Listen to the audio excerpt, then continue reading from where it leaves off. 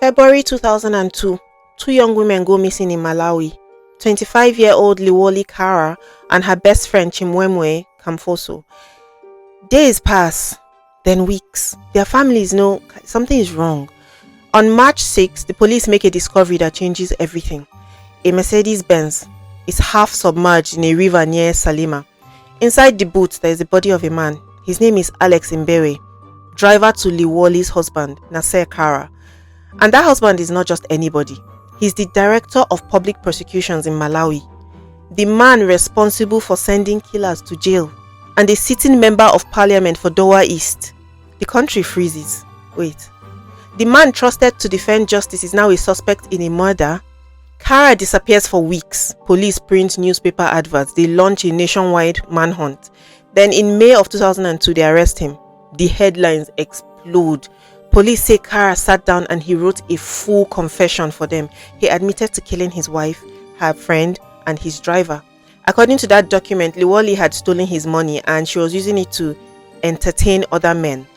The friend was just collateral damage. She was just at the wrong place. Then the driver, he was silenced because he knew too much. Kara later says no, that he was beaten and forced to sign that document. When the trial opens in 2003, every seat in the courtroom is filled. Kara stands beside his two bodyguards, Charles Kulemeka and Philip Sengo. They were all charged with the murder of the driver, Alex Mbewe. The prosecutors argue that Kara ordered the killing to hide what really happened to Liwoli and Chimwemwe. The bodyguards, they testified that Kara told them to handle it. They admit that they lured the driver to a remote area near Salima. They beat him and they left him in the Mercedes.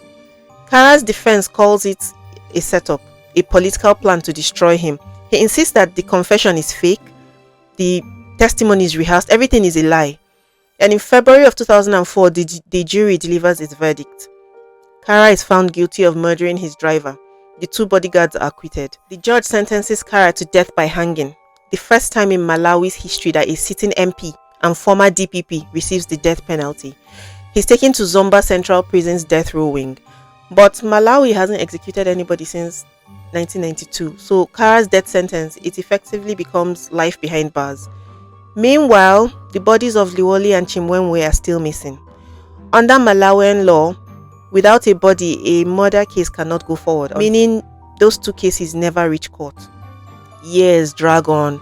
Kara keeps mostly to himself, reading, praying, helping inmates to write letters to their families. Later, he will call prison hell. He said, every time a guard walks by, you wonder if today is the day. Then the law changes. In 2007, the Kafantayeni ruling strikes down Malawi's mandatory death penalty. They give every death row inmate the right to a new hearing. 10 years later, on 11 July 2017, Kara's case is reviewed. The court replaces his death sentence with 30 years in prison, backdated to 2002. Prosecutors, they push for life imprisonment, arguing that the crime was too severe. But the court refuses. The 30 years stand. By 2021, Kara has served nearly 2 decades, enough to qualify for remission. Then on 3rd of August 2021, he walks out of Zomba prison, a free man. Reporters find him at home in Lilongwe, older, quiet, still defensive. He tells the nation, "It's hell in there. My heart is still bleeding. I never killed my driver," he said. Then he said that he had already divorced Liwoli before she disappeared. He claims that he was betrayed by political enemies and he insists that he was framed. He announces plans to start an organization called Seeds of Justice to help ex-prisoners to rebuild their lives.